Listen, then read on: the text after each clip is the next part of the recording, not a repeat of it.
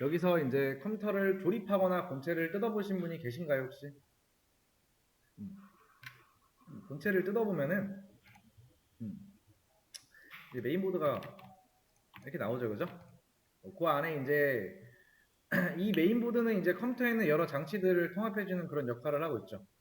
그러니까, 뭐 그래픽카드를 이렇게 여기다 꽂고, 그 다음에 하드디스크 이렇게 꽂고, 그 다음에 뭐 CPU 이렇게 꽂고, 그죠? 그 다음에 뭐 램 꽂고, 그죠? 그러면 이제 운영체제가 메인보드한테 명령을 하면 메인보드는 얘들한테 또 명령을 내리는 거죠. 이 장치들을 통합해주는 역할을 하고 있는 거죠. 혹시 이제 하드디스크, 얘를 하드디스크라고 할게요. 하드디스크의 역할을 알고 계신 분이 있나요? 이걸 모르는 분은 없을 겁니다. 근데 그 이제 그 역할이라는 게 데이터 저장을 하는 건데 영속 저장이에요. 영속성이 있다라는 거죠. 한마디로 컴퓨터를 꺼도 데이터가 남아 있다는 거죠. 그러니까 별다를 일 없으면 이 데이터는 10년, 20년이 가죠. 뭐 더 갈 수도 있고. 그 다음에 이 그래픽 카드의 역할은 뭐예요?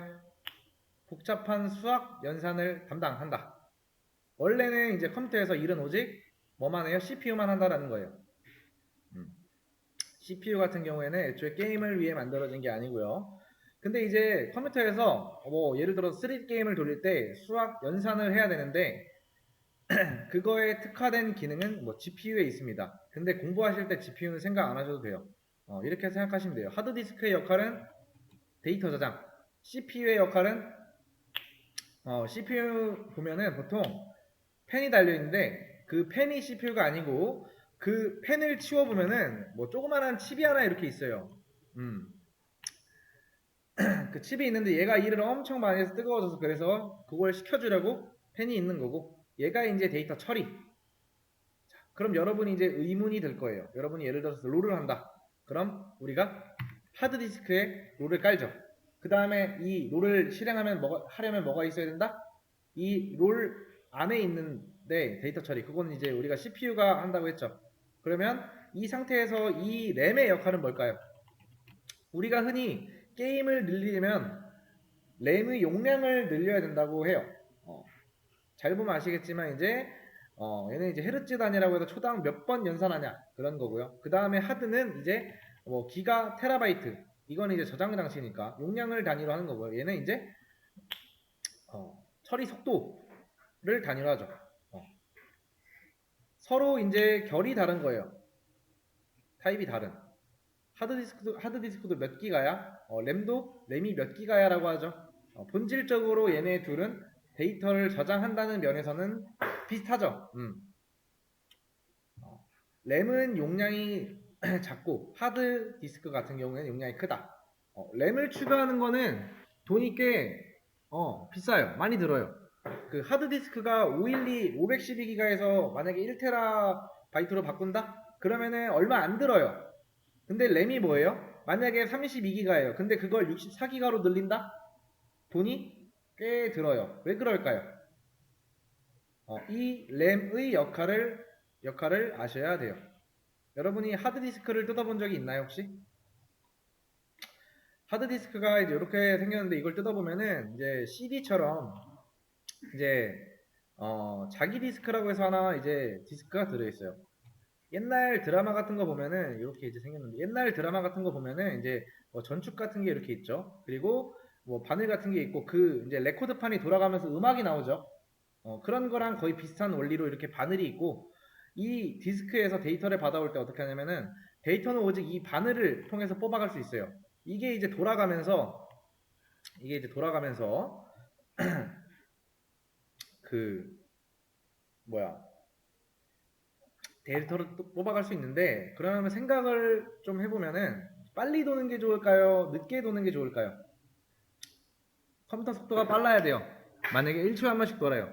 그러면은 당연히 안 되겠죠. 그래서 이 하드디스크의 속도는 RPM이라고 하는데 분당 회전 속도 이게 빨리 돌면 좋은 거예요. 여기 이제 CPU가 있는데 CPU가 누구한테 명령을 받아요? 메인보드의 명령을 받고 메인보드는 여러분이 설치한 OS 뭐 윈도우가 있을 테고 리눅스가 있을 테고 등등 OS는 또 누구의 명령? 바로 여러분이죠. 사용자. 사용자가 이제 바로 우리가 이제 롤이라는 게 이렇게 바탕화면에 깔려 있으면은 이걸 더블 클릭하면은 그럼 운영체제는 롤을 실행해야 하는구나 라고 해서 그걸 적절한 명령어로 누구한테 명령한다? 메인보드한테. 그럼 또 명령을 하죠. 그럼 이제 일을 하기 시작하는데 이제 이 CPU가 어떤 명령을 날리는데 얘가 이제 말을 하는 거예요. 야, 이런 데이터 좀 가져와봐 하면 이제 뭔가 얘네들이 이제 사람이라고 가정을 하면은 CPU가 어떤 명령을 날리고 응답하는데 몇 초 걸린다? CPU 기준에서는 체감상 이제 2년 정도 걸려요. CPU는 굉장히 빠른데 하드디스크는 느려요. CPU는 데이터를 빨리빨리 처리해야 하는데 누구 때문에 지연이 되는 거예요? CPU가 아무리 좋아도 하드디스크가 못 받쳐주면 당연히 속도가 안 나오겠죠. 그래서 나온 게 램이다. 램은 뭐예요? 이것도 데이터를 읽고 쓰고 하는 장치인데 하드디스크처럼 기계식 그리고 또 뭐 클래식한 방식은 아니고 이거는 전자식이다.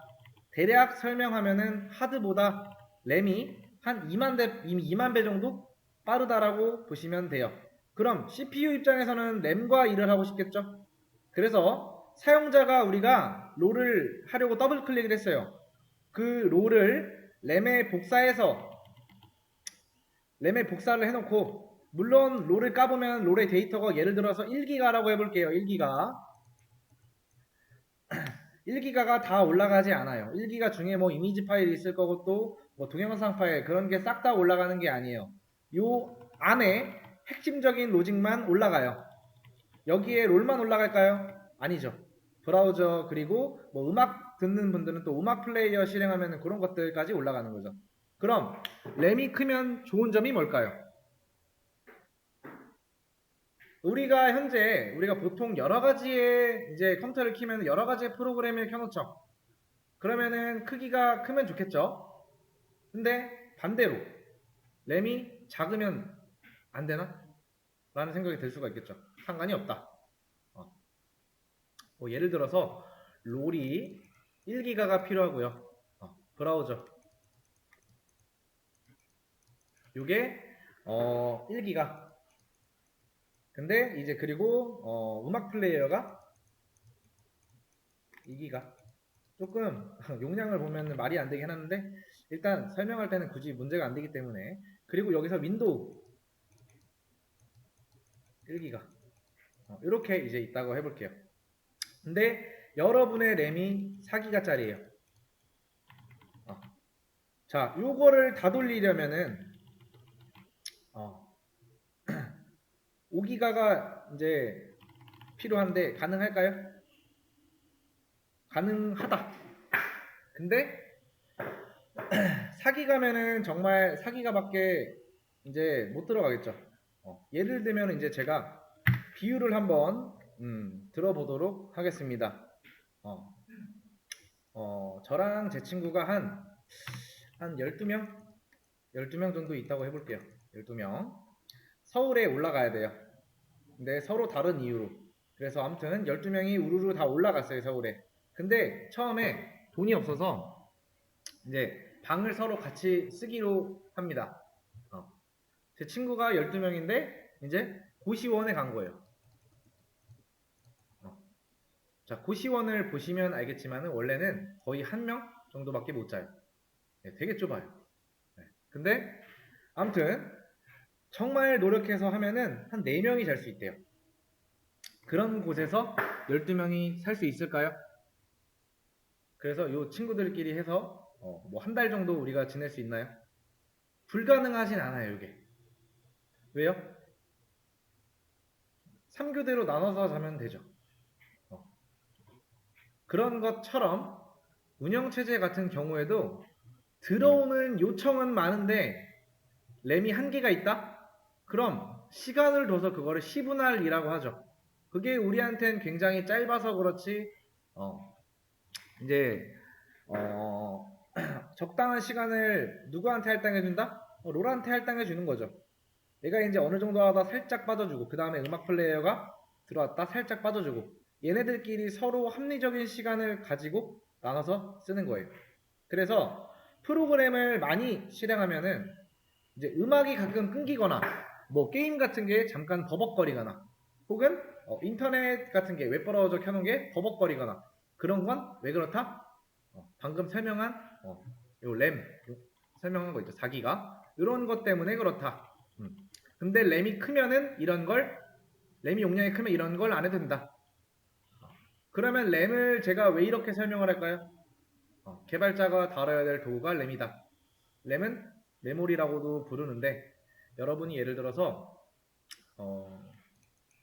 int a라고 하는 순간 우리는 4바이트를 쓴 겁니다. 우리가 이렇게 하면은 4바이트를 쓰는 거예요. 그러니까 여러분이 만든 최종 결과물 그걸 이제 우리가 프로그램이라고 하겠죠. 프로그램 요걸 실행하면은 프로세스는 뭐예요? 결국에는 그럼 실행 중인 프로그램이다. 이렇게 볼 수 있죠. 여러분이 이제 그 로직 안에서 예를 들어서 int a는 120 이렇게 해놨어요. 이런 것들이 이제 그 하드디스크 안에 생기는 게 아니고요. 램 안에 생기는 거예요. 그러면은 램을 굉장히 우리가 효율적으로 써야겠죠. 왜 그래요? 램을 효율적으로 쓰지 않으면은 아까 설명한 거 있죠. 그 버벅거리고 이런 거 그런 현상이 나타날 수가 있다라는 거죠. 사용자가 이제 뭘 실행해야 될지 모르는 상황이죠, 사실. 우리가 지금은 당장은 이거 하나만 켜놨겠지만은 뭘 더 실행시킬지 몰라요, 우리도 그죠? 그때그때 다르기 때문에. 그래서 사용자가 뭘 실행해야 할지 모르는 상황에서 최적의 메모리 사용을 해야 하는데 아무튼 그렇게 하기 위해서 기법을 배울 거고요. 요 램의 기초에 대해서 제가 설명을 드린 겁니다. 설명은 여기까지.